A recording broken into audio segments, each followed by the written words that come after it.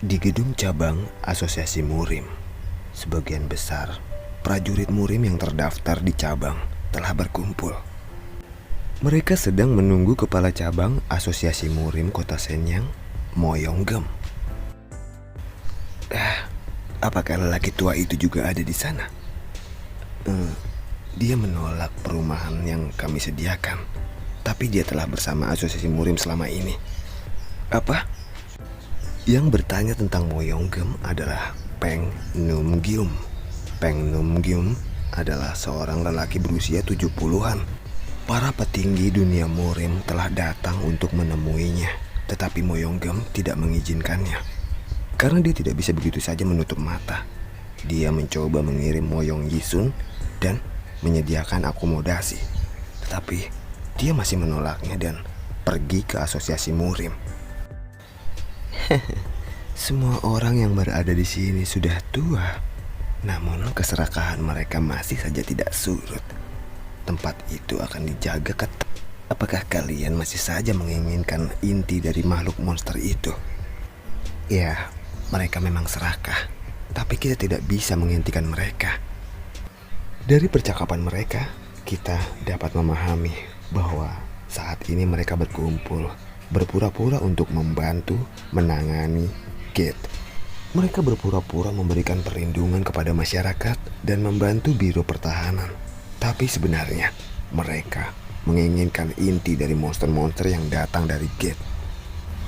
Inti monster yang keluar dari Gate itu berupa kristal energi murni. Pemerintah masing-masing negara menggunakannya sebagai energi alternatif. Tetapi Asosiasi Murim memiliki teknologi untuk meningkatkan energi internal dengan memurnikan inti tersebut. Itulah alasan mengapa para prajurit Murim dan Asosiasi Murim datang untuk tampil saat peringatan gerbang terbuka ini. Sambil memegang pedangnya, Moyonggem berkata, "Kali ini sepertinya akan lebih sulit daripada terakhir kali. Bukan hanya penjaga gerbang, tetapi lelaki tua itu juga mengincar intinya. Hei, kau tidak usah khawatir. Aku akan memastikan untuk mendapatkan intinya." Kali ini, perusahaan Yeon bertujuan untuk menutup gerbang, dan hanya melakukan itu akan membuat mereka mendapatkan nama besar. Iya, aku yakin kau sangat percaya diri, tapi tetap saja jangan terlalu berlebihan. Jika itu adalah bahaya Alpha kelas J, mungkin sulit untuk levelmu saat ini. Kedua orang kaya, keturunan dari klan Moyong, telah bertekad. Begitulah percakapan Moyong Yisun dan Moyonggem.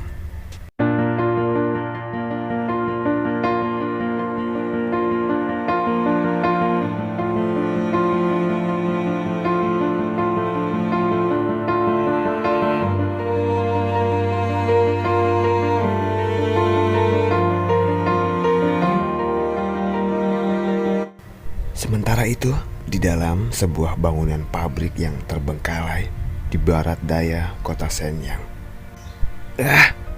Omong kosong macam apa itu? Akibat tendangan dari Baek Jongso, Nong Domyong pingsan. Baek Jongso tidak dapat menahan amarahnya. Dia lalu mencengkram kerah Nong Domyong dan mengguncangnya. Hei, jangan pingsan dulu. Cepat katakan sekali lagi, apakah posisi ibuku benar-benar berada di luar tembok? Itulah alasan mengapa dia marah kepada Nong Domyong. Setelah peringatan gerbang dikeluarkan, dia bertanya dengan sikap putus asa. Tapi apa yang dikatakan Nong Domyong tidak masuk akal. Iya, itulah sebabnya aku memberitahu kalian bahwa kalian tidak dapat ke sana tanpaku. Baek Jongso menendangnya lagi. Di tengah rasa sakit yang amat sangat, Nong Domyong bingung. Brengsek, aku menyerah. Fakta bahwa dia mengungkapkan informasi ini bisa menjadi pukulan fatal bagi Biro Keamanan Publik secara umum. Tempat di mana Ibu Baek Jong-so berada adalah tempat yang digunakan oleh Biro Keamanan Publik untuk Badan Intelijen untuk menjaga kerahasiaan. Tempat di mana seseorang bisa bersembunyi.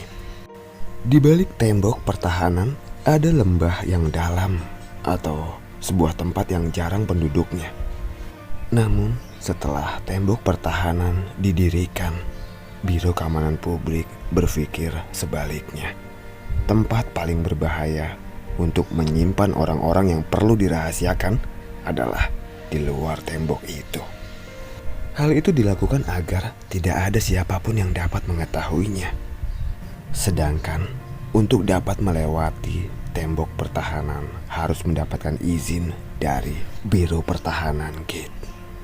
Itu dilakukan karena mungkin ada benda berbahaya yang tidak diketahui atau zat beracun. Mengapa kalian melakukan itu pada ibuku? Semua orang di zaman ini tahu betapa berbahayanya berada di luar tembok itu. Saat dia mengetahui bahwa ibunya ditahan di luar tembok, dia tidak bisa menahan diri untuk tidak berteriak marah. Sejujurnya, dia ingin membunuh orang itu segera. Aku harus segera menyelamatkan ibuku. Tapi saat ini peringatan kemunculan gerbang telah dikeluarkan. Dia tidak tahu apa yang akan terjadi jika dia tidak menyelamatkan ibunya dalam situasi seperti ini. Baek Jong-so menarik kerah Nong Do-myung sekali lagi dan bertanya, Di mana kau menempatkan ibuku? Cepat katakan jika kau tidak ingin mati di tanganku. Lokasinya berada di 1 kilometer ke arah barat dari sini. Pada saat itu, smartphone Baek Jong-so berbunyi. Ada pesan darurat dari Biro Departemen Pertahanan Nasional muncul di smartphone Baek Jong-so. Peringatan gerbang ke-26. Warga yang tinggal dalam jarak 30 km dari tembok barat harus mengungsi ke tempat perlindungan terdekat. Baek Jong-so bahkan Nong Do-myung menjadi kaku setelah mendengar pesan itu. Mereka tidak menduga bahwa ini akan terjadi. Dalam kebingungan, Nong Do-myung berkata, Tapi rumah di mana ibumu berada itu terbuat dari bahan dengan ketebalan lebih dari 1 meter dan orang-orang kita ada. Tutup mulutmu. Apakah kau benar-benar akan mengatakan bahwa ibuku akan baik-baik saja? Cukup. Hentikan. Kalian berdua diam. Chun Ye-won memotong teriakan-teriakan mereka. Saat mereka kehilangan akal sehatnya, Baek Jong-so berteriak pada Chun Ye-won dengan mata merah. Tapi bagaimana ibuku? Lalu apakah kau pikir kau bisa menyelamatkan ibumu dengan membunuhnya? Aku tahu itu tidak mungkin. Tapi peringatan gerbang telah dikeluarkan. Dan makhluk yang berbahaya akan berbondong-bondong keluar dari tembok. Apa yang bisa kita lakukan sekarang, Tuan? Apa maksudmu dengan kata-kata apa yang bisa kita lakukan? Hah? Apakah kau pikir aku akan membiarkan anggota sekteku mati begitu saja? Baek Jong-so gemetar mendengar kata-kata Chun Ye-won. Lalu Chun Ye-won meninggalkan Baek Jong-so yang sedang terkejut. Lalu dia berbicara kepada Nong Do-myung. Katakan koordinat lokasinya padaku.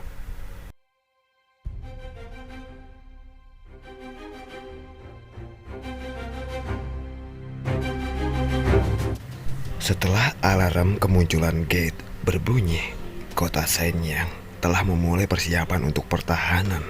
Lembaran-lembaran besi tebal menutupi pintu dan jendela semua bangunan.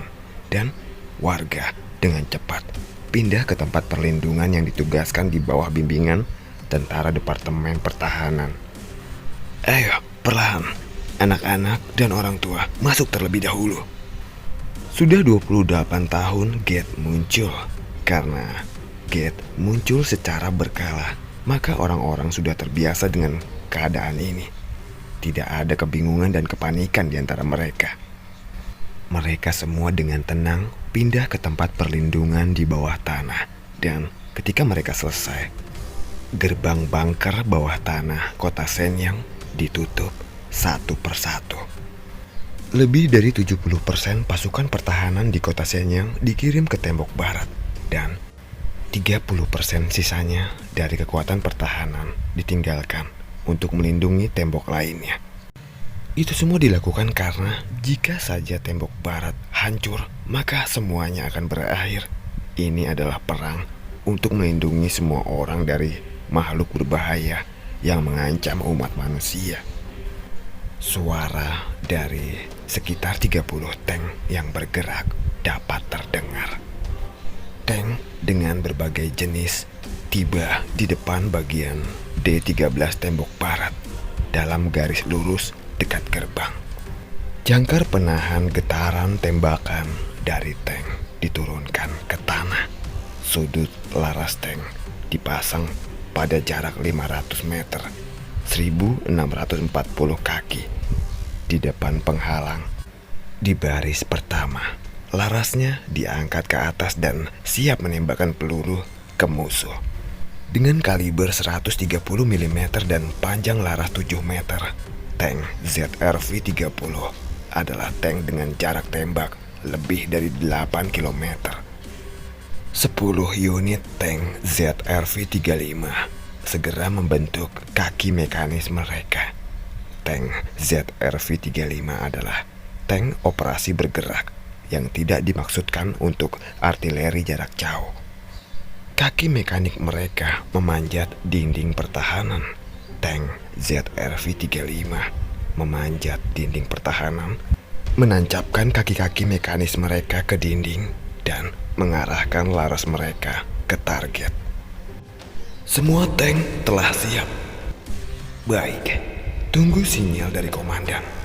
Roger, Roger.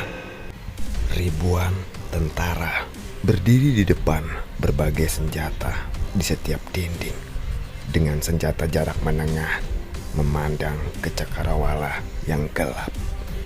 Sial, aku gemetar. Wajar saja jika mereka gugup. Yang paling gugup adalah prajurit infanteri yang berkemah di depan tembok luar. Bahkan para sersan dengan banyak pengalaman pun gemetar. Pertempuran jarak dekat akan segera dimulai ketika makhluk berbahaya keluar dari gerbang. Beberapa orang tampak santai dibandingkan dengan prajurit infanteri. Mereka adalah para penjaga gerbang dan asosiasi murim yang berkemah tepat di belakang infanteri dengan pedang dan kemampuan khusus mereka. Mereka sengaja ditempatkan di tempat yang paling dekat dengan gerbang karena prajurit infanteri biasa akan rentan dan akan mati jika mereka terlalu dekat dengan makhluk yang berbahaya. Mengapa aku tidak melihat Do Jong-rak? Moyonggem yang sedang menyeka pedangnya di sebelah Moyong Yisun menatap penjaga gerbang saat dia mendengar kabar dari putranya. Sosok Do Jong-rak, pemimpin penjaga gerbang kota Shenyang yang biasanya berada di garis depan, tidak terlihat di sana. Dia tidak muncul. Baguslah. Hubungan antara murim dan penjaga gerbang cukup kompetitif saat mereka berada dalam pertarungan tangan kosong. Perjuangan untuk mendapatkan inti monster dimulai. Moyonggem terlihat cukup bersemangat dengan tidak adanya pemimpin dari penjaga gerbang. Dia berpikir bahwa persaingan untuk mendapatkan inti monster akan meningkat karena Peng Nungyom ada di sini. Sedangkan Do Jong-rak, pemimpin mereka, tidak ada. Ini situasi yang baik bagi mereka. Bukankah semakin sedikit pesaing akan semakin baik, Yisun? Setelah mengatakan itu, Moyonggem menatap Presiden Six Road Toys, Yeom Ki-sop, dan kemudian menatap ke Peng Nungyom. Saat ini hanya ada 2 orang yang dapat menghalangi jalan mereka. Ya, pemimpin Six Road Toys, Yeom Ki-sop, dan kemudian Peng Nonggyum. Dan dia berpikir bahwa ini adalah kesempatan, peluang besar bagi klan Moyong untuk mendapatkan inti kelas C. Sedangkan Peng Nonggyum yang menyadari bahwa dia sedang ditatap, dia tersenyum saat dia merasakan tatapan Moyong Game padanya. Orang tua itu selalu saja masih sama seperti dulu. Tujuan sebenarnya dari Peng Nonggyum bukanlah inti monster itu, namun sepertinya dia tidak ada di sini karena kesan baik yang ditinggalkan Moyong Yisun. Dia berada di sini hanya untuk bertarung dengan Moyong Yisun. Dengan dia mendapatkan inti dari monster itu, maka Moyong Yisun akan bersedia bertarung dengannya untuk memperebutkan inti itu. Dan artinya tetap saja pikiran semua orang saat ini tertuju pada inti itu.